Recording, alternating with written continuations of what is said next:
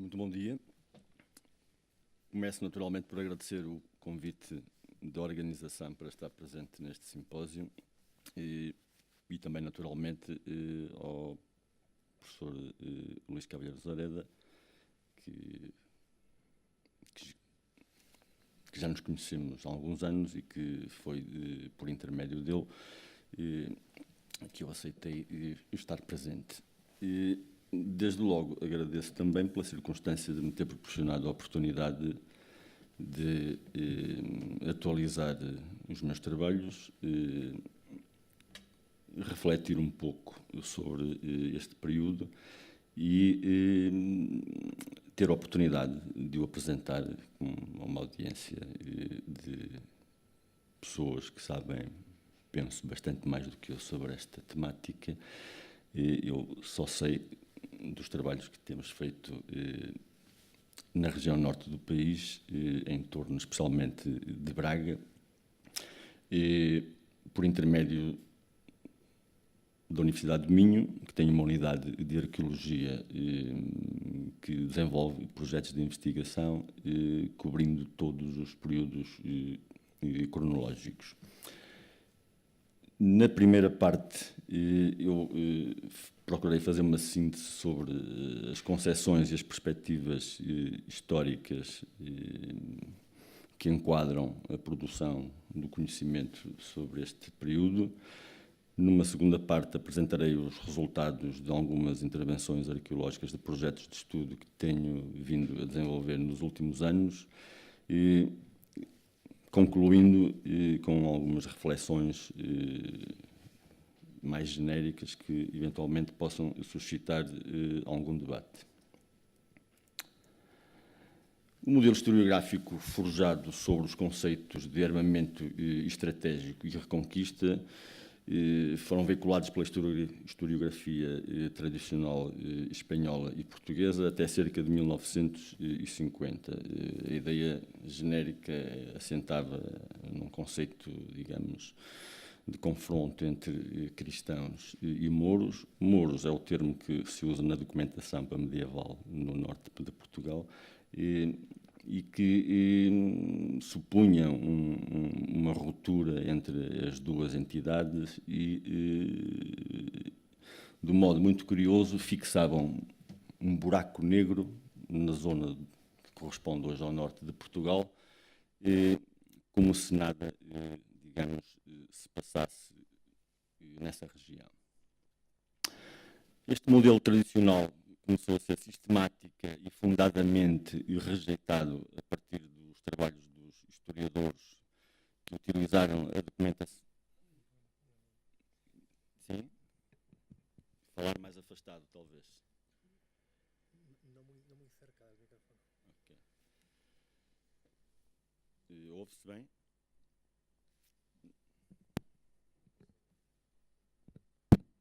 ¿Este se oye bien? Ouve-se? ¿Podemos cambiar uno por otro?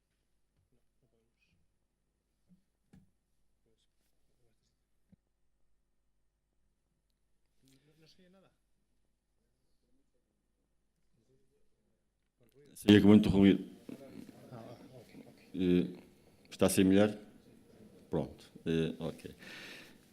Dizia eu que este modelo historiográfico tradicional foi, digamos, progressivamente contestado a partir dos estudos desenvolvidos com base na documentação escrita conservada em Braga e que foi objeto de estudos críticos profundos e que sustentaram de um modo rigoroso e fundamentado todas as contestações que foram feitas ao modelo tradicional. Esses conjuntos têm por referência o chamado o Liber Fidei Sanctae Bracarensis Ecclesia e o Sensual do Inter Lima e Ave, mais geralmente conhecido pelo Sensual do Bispo de Ampedro. São dois documentos que recolhem informação desde o século VI, VII até ao século XIII. São particularmente importantes porque proporcionam um conjunto vasto de dados que serve não só para contar a história institucional da Igreja de Braga, mas também para perceber o contexto económico, social e de administração territorial da Diocese de Braga. Um pequeno parênteses só para referir que a Diocese de Braga é, de facto, referenciada em todos os documentos desde o século VI, ininterruptamente até à atualidade. E, nessa perspectiva, é um território. Quando nós falamos do norte de Portugal nos séculos, do atual norte de Portugal nos séculos VIII, IX e X, era então já, não só por quem lá vivia, mas por quem o via pelo exterior, identificado como território bracarensis. E, portanto, é uma entidade territorial apreendida, nomeada, delimitada, e é sobre esse espaço assim nomeado que vão atuar uma série de forças sociais, políticas e económicas no decurso deste período. O primeiro contributo significativo vem exatamente de Avelino Pajus da Costa, que publica a cartografia, um mapa, digamos, da Diocese de Braga, com base no censual do Bispo Lampedro, que evidencia uma organização paroquial insuspeita até à altura, com cerca de 650 paróquias no século XI, o que, para o historiador, só fazia sentido havendo uma precedência de ocupação continuada naquele território. No mesmo sentido foram os trabalhos do professor José Marques a propósito do desenvolvimento dos mosteiros. A densidade era tão extraordinária que todos os autores só conseguiam, ou melhor, argumentavam que a circunstância de, em meados finais do século XI, já estar o povoamento deste território tão denso e organizado, só seria possível se tivesse havido manutenção e permanência das populações.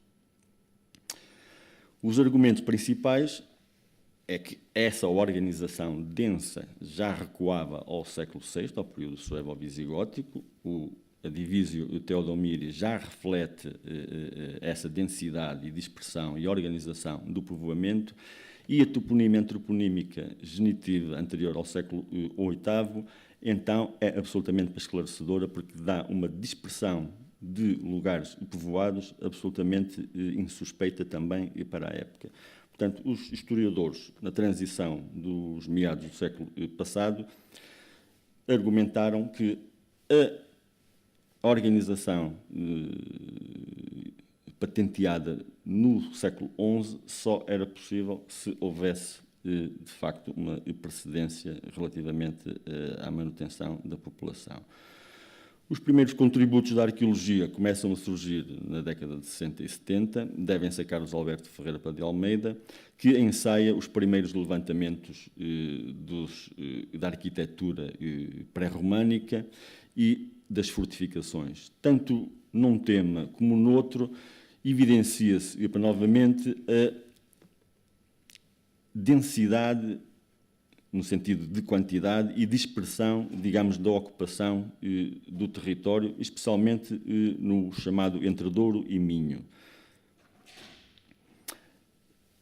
Alguns anos depois, o Mário Barroca deu continuidade às linhas de investigação do Carlos Alberto Ferreira de Almeida e, com os seus levantamentos das necrópoles altomedievais e dos elementos de arquitetura pré-românica, vem, de certo modo, confirmar e, digamos, estabelecer com um procedimento metodológico mais rigoroso, de uma pesquisa sistemática, com análises críticas, digamos, dos elementos, aquilo que os historiadores já anteriormente estabeleciam. Os trabalhos que eu próprio tenho vindo a fazer conduzem no mesmo sentido, porque a carta arqueológica da ocupação, referenciada ao período entre os séculos VI e VIII, confirmam também essa dispersão. Há uma multiplicidade de lugares ocupados, desde povoados abertos, povoados fortificados em área de montanha. A cidade de Braga continua ocupada durante todo este período, como iremos ver mais à frente.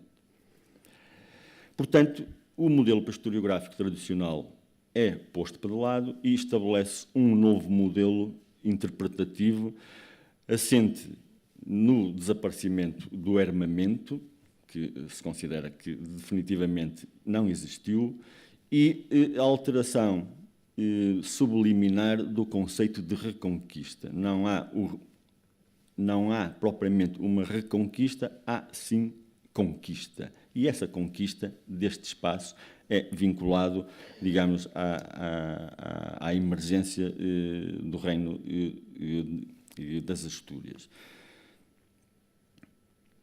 O processo de expansão do reino pastoriano está relativamente bem estabelecido pela historiografia. O professor José Matoso fixou nesta carta maior as grandes fases, digamos, da expansão e, portanto, é generalizadamente, digamos, aceito que o território do Entre Douro e Minho, a partir de Afonso III, a partir do 860, 870, passa a estar integrado, digamos, na órbita do poder asturiano.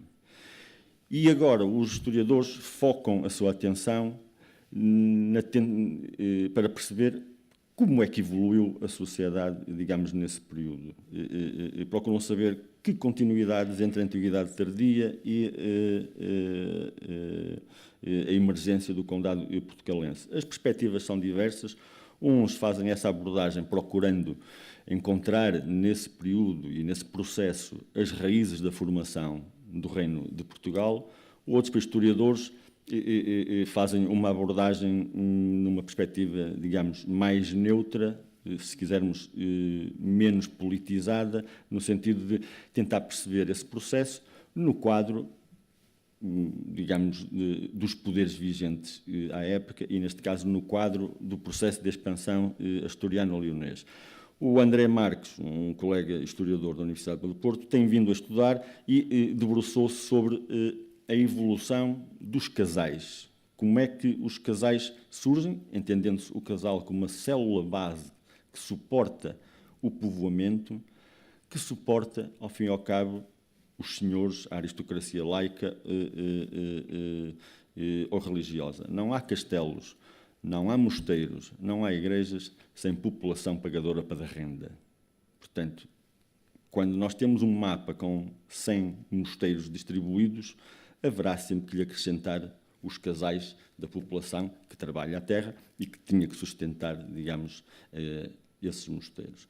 O processo que ele identifica, muito curiosamente, vai repetindo a densidade que já havíamos visto e um eixo aparentemente orientador em torno de Guimarães, Braga, Ponte de Lima. Coincide com as zonas mais férteis do Baixo Minho.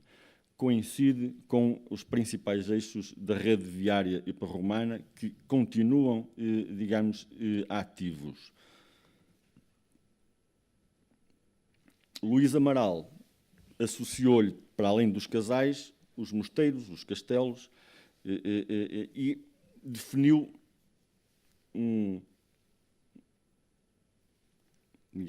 uma densidade de ocupação que se vai ajustando progressivamente. Estamos a falar de casais vinculados a propriedades monásticas ou senhoriais. E, portanto, o que estes dois historiadores procuram para demonstrar é que há um processo evolutivo de apropriação dos casais por parte da aristocracia e que é esse processo que depois vai dar origem, digamos, à feudalização, digamos, do regime e que vai suportar, digamos, a emergência de uma nobreza de segunda geração, que é aquela que depois irá apoiar o infante Afonso Henriques para, enfim, se libertar da tutela, digamos, galaico-asturiana. No século X vimos o mapa anterior, no século XI é extraordinário, de facto, este processo de apropriação dos casais. Do lado, ainda da arqueologia e da história da arte, temos depois, na última década, os trabalhos do Manuel Paluís Real, que já absorvendo este novo modelo interpretativo em que se aceitam influências para diversas, contactos, ritmos distintos em função dos contextos pré-históricos associados ao processo e da expansão, se debruçou sobre a produção arquitetónica neste território e formulou o conceito de arte, ou o grupo de arte portucalense, no qual se identificam, de um modo muito genérico, as chamadas influências pagalaico-pastorianas e as influências moçárabes. Se bem interpreto os trabalhos e as posições do Manuel Real,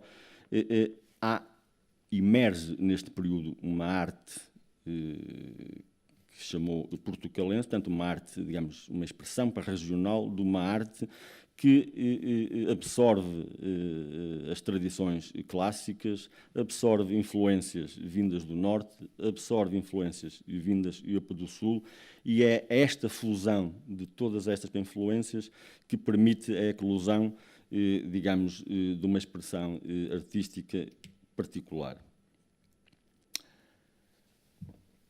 Chegados a este ponto, vem, digamos, a minha parte propriamente dita. Naturalmente que esta leitura que eu faço da evolução dos modelos pré-historiográficos é a minha leitura, tem por base uma seleção, digamos, de investigadores que eu fiz e, portanto, é sempre sujeita a crítica e, naturalmente, a revisão.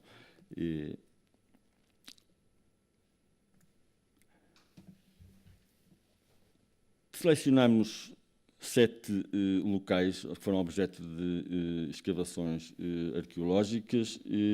Eu não sei se terei tempo de os passar todos, vou tentar acelerar para um pouco. De qualquer modo, eu acho que é pertinente e importante, até por algumas discussões que tenha havido nos últimos dias, expressar com clareza os apriorismos, digamos, da nossa abordagem deste período, da nossa perspectiva, digamos, de arqueólogo. O nosso entendimento é que, de facto, os seres humanos produzem materialidades. Essas materialidades projetam-se, digamos, no espaço.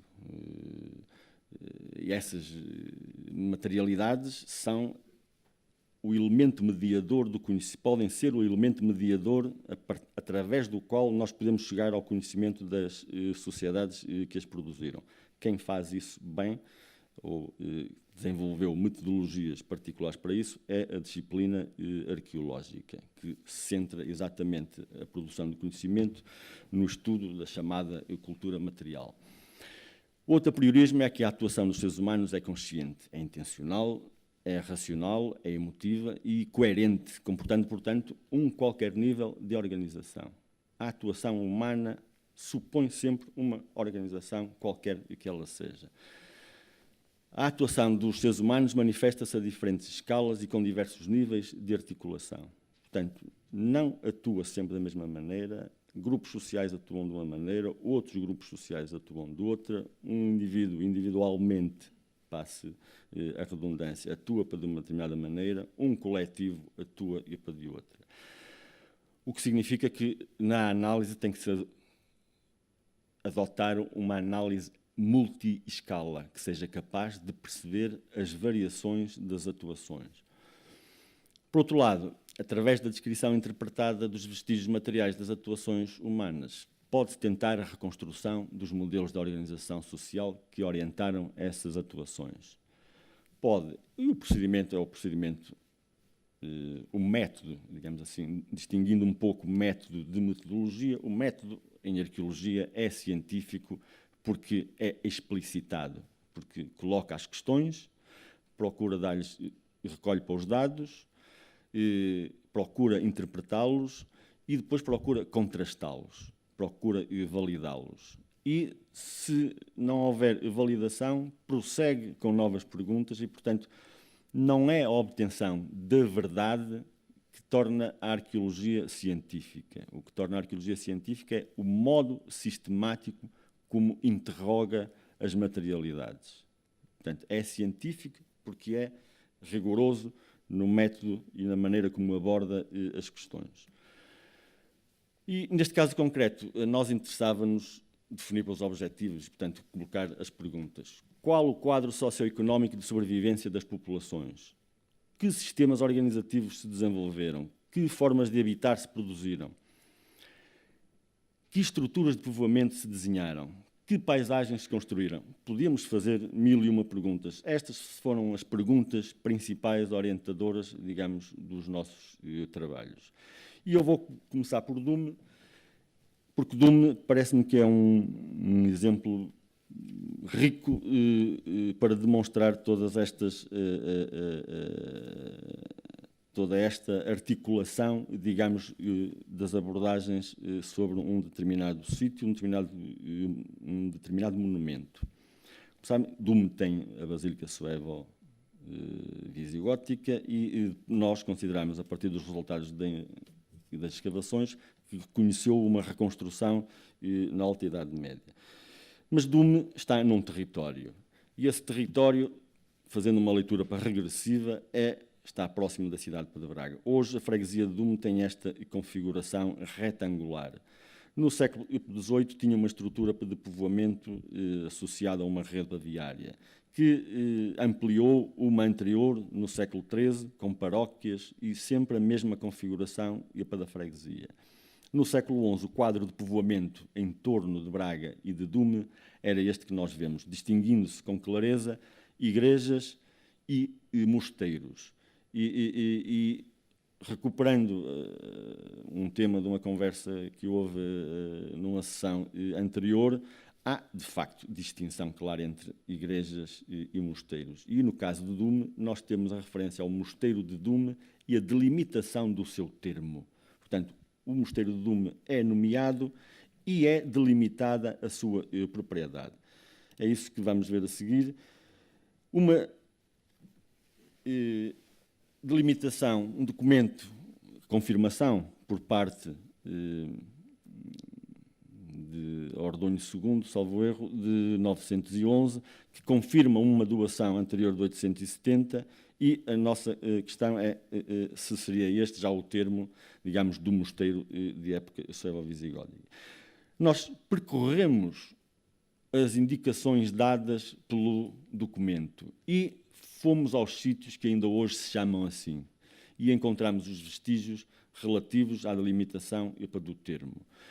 911, reconfirmando uma doação de 870, feita por Afonso III a Mondonhedo, a Sabarico, que em 866 tinha sido transferido de Dume para Mondonhedo. É uma data curiosa. Em 866, Sabarico sai de Dume para Mondonhedo. Em 873, Afonso III restaura a diocese de Braga e Dume deixa de ser referenciado na documentação. Passa a integrar o património, digamos, da diocese de Mondonhedo e só vem a ser devolvida a Braga em 1103, já não como mosteiro, mas sim como paróquia. Coincidência de datas e de eventos, São Frutuoso e São Turcato são construídos depois desta data, depois de Afonso III ter vindo a Braga.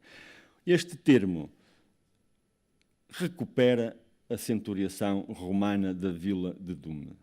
E, portanto, aqui encontramos uma continuidade territorial de marcação de espaço de origem romana, suevo-visigótica, perdura até a Alta Idade Média. E a igreja tem uma configuração interessante. A igreja é uma reconstrução que nós datamos pela sequência estratigráfica, portanto, uma cronologia relativa, mas porque associamos também a documentação e o contexto de abandono da segunda metade do século IX, e porque alguns materiais cerâmicos associados apontam para essas datas, por aquilo que se conhece das escavações também em Braga. É uma igreja que desenha uma planta em cruz, com cabeceira trilobada, exatamente igual à planta da igreja de época sueva. Portanto, tinha os altares na capela-mor, ligeiramente elevada em relação à nave. Na nossa leitura, com base nas evidências estratigráficas, é que uma eventual iconostase da igreja anterior foi demolida e esta igreja do século IX, X, enfim, não é fácil para estabelecer a cronologia com rigor, esta igreja repete na planta a igreja anterior, mas do ponto de vista da solução construtiva é completamente para diferente. A igreja sueva é de cantaria, portanto, silhares graníticos almofadados de grande dimensão. Esta igreja reconstruída na Alta Idade Média é de alvenaria. Penso que vocês dirão mamposteria. As paredes são de 80 centímetros, as paredes da igreja sueva eram de 1,20 m. O pavimento é de tipo opsinino e estende-se por toda a área, digamos, da igreja. Ao lado estava um mosteiro que também teve origem numa adaptação a partir de uma vila romana e que foi sendo sucessivamente adaptado e foi continuamente ocupado até à segunda metade do século IX. Estas cerâmicas são as cerâmicas que vêm da fase próxima do abandono e do mosteiro, estão bem datadas estratigraficamente com moedas e pelos paralelos, digamos assim, do ponto de vista do fabrico, que a Alexandra Gaspar, uma investigadora que há alguns anos atrás estudou as produções tardo-antigas e automedievais e a de Braga, estabeleceu um conjunto de tipologias que são semelhantes às que também se encontram em Dume e que apontam para uma rarefação dos fabricos oxidantes e a fixação, digamos, dos chamados fabricos de cerâmica cinzenta, com formas múltiplas, já sem imitações das cerâmicas importadas, digamos, romanas. Já não se imitam, pelo menos na zona de Braga, as sigilatas tardias e as derivadas das paleocristãs. Associado à igreja estava uma necrópole com enterramentos em caixa de feitura para diversa, ora recuperando tijolos, ora integrando tégulas e, inclusivamente, um dado interessante do ponto de vista de compreender os processos construtivos e a sistemática e a atitude em relação aos materiais. Estas sepulturas incorporavam a fazer de cabeceira uma tampa sepulcral do século VI, decorada com mosaico. Portanto, há uma reutilização sistemática dos materiais. E este é um aspecto que eu acho que deve ser valorizado na análise dos monumentos do norte do país. O granito, que é a pedra predominante, é sistematicamente reciclada, reutilizada, diferentemente, por exemplo, do calcário, da pedra caliça, que não é reutilizada com tanta frequência nos edifícios que se constroem. E isso vai fazer toda a diferença. Desde logo, nos edifícios onde aparecem elementos em calcários, a primeira questão que se coloca é de onde é que eles vieram. De onde vieram, do ponto de vista da origem, digamos, da pedra. E os dois monumentos que eu considero que são os únicos que verdadeiramente têm vestígios de arquitetura em calcário, que é São Frutuoso e Santo Turcato de Guimarães. Há uns outros fragmentos para dispersos, mas que não há nenhuma segurança em relação a isso. Têm peças de calcário que estão, do ponto de vista da determinação da sua origem, estabelecidos que são de Ansá, portanto, da zona de Coimbra. Portanto, o que supõe o seu transporte da zona de Coimbra para a região de Braga. E é em Dume ainda que se produz a mais notável peça de arquitetura funerária conhecida em Portugal para esta época. Foi datada criticamente, no sentido de ter sujeito à análise crítica por Helmut Schlunk, dos finais do século XI e inícios para do século XII. Não vou alongar sobre isto. O argumento principal é que os temas iconográficos representados, que são coerentes, no arcaz a oração do final dos tempos, na tampa a anunciação, e, portanto, há uma concordância, digamos, simbólica nestas duas peças, e as figurações parecem inspiradas, digamos, nas iluminuras dos beatos, digamos, do norte peninsular. Foi este o critério fundamental. Eu penso que, do ponto de vista do contexto histórico, a eventual reconstrução da Igreja altomedieval de Dume, a devolução de Dume à Diocese de Braga, exatamente entre finais do século XI e início do século XII, fornece um contexto coerente, compreensível, para que esta peça possa ter sido feita nesta altura. Porque é também nos finais do século XI que se implementa o culto a São Martinho de Dume. É só a partir dessa época, também depois associado à futura restauro da Diocese de Braga, que o São Martinho passa a ser o patrono principal da Igreja bracarense. Santurcato. Santurcato sempre foi referenciado por causa dos elementos decorativos em calcário, os célebres frisos e agimeses, e também, a partir de uma certa altura, pela divulgação das caixas relicário que se foram encontradas durante o processo de obra e para de restauro.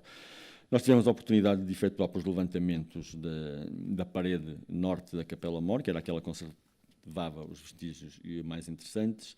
Das escavações que fizemos, apenas conseguimos identificar como anterior, digamos assim, à edificação de época românica, ou de estilo pré-românico, um troço de muro muito pequeno que apenas me permite fazer para a conjectura de que haveria aqui para um edifício com dimensões relativamente reduzidas e que, pela sequência estratigráfica, seria a este edifício que corresponderia à decoração arquitetónica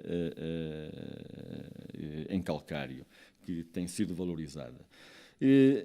É uma construção rude, de pouca qualidade, embora provavelmente possa corresponder só ao embasamento para o alicerce e não propriamente à elevação da parede.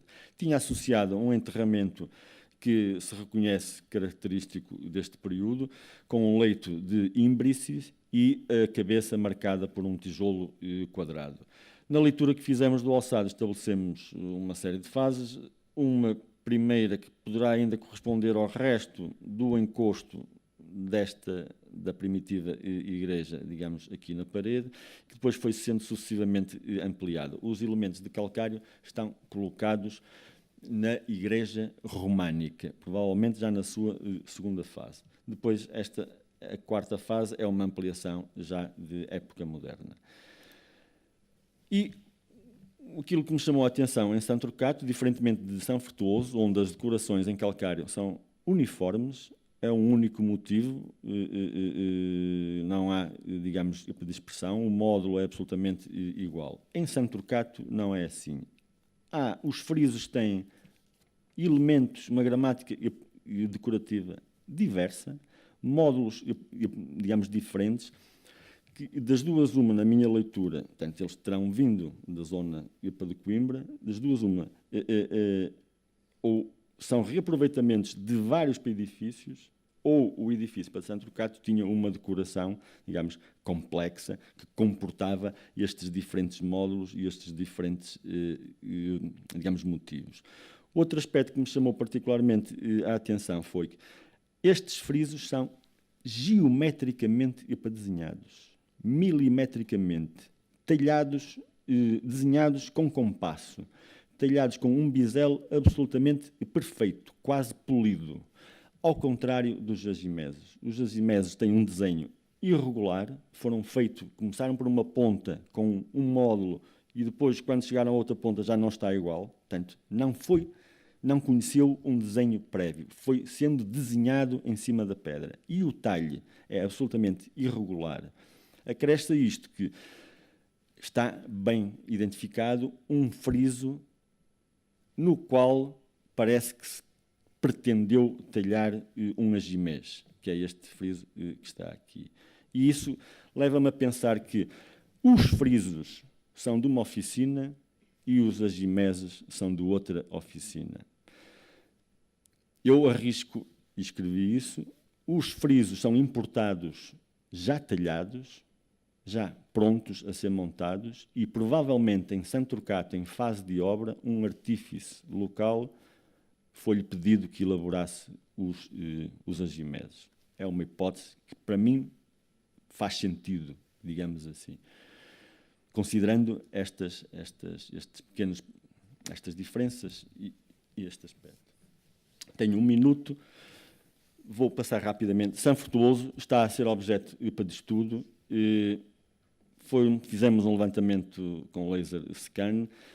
Julgamos ter identificado 3 fases principais. Está em curso, digamos, de análise. Uma primeira fase que nos parece que é a ábside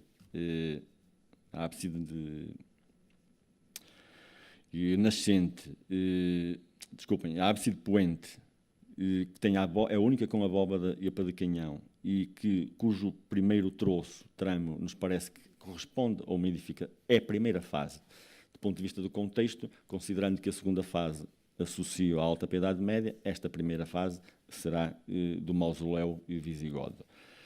Depois, a segunda fase, que corresponde à elevação de todo o edifício, nós julgamos ter identificado na fiada abaixo do friso, mesmo na ábside, a elevação, digamos, das ábsides e a elevação da torre cruzeira.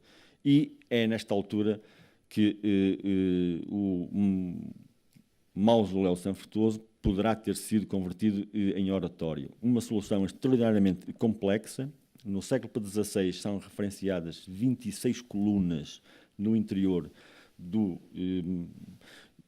da capela de São Frutuoso, e são colunas de mármore, são colunas de calcário, bases de granito, capitéis de mármore, capitéis de calcário. Todos os frisos são de calcário e há uma profusão maior, digamos, nos outros materiais. Tudo em granito, em grande cantaria, uma solução que recupera modelos clássicos, mas que é, do ponto de vista formal, absolutamente inovador. Na cidade de Braga, identificamos o que interpretamos um troço de muralha altomedieval, que associamos ao processo de reconstrução, de restauro, digamos assim, da cidade. Na Sé de Braga, nós fazemos uma analogia débil com a configuração do que nós pensámos que foi a Basílica da Catedral de Braga, que esteve a funcionar até ao século XI, com a igreja, era assim que estava no livro do Lourenço Arias, para a igreja de Santa Maria Padoviedo, que já desapareceu e de que só há uma planta. Portanto, é esta associação que nós fazemos. Isto para significar o quê?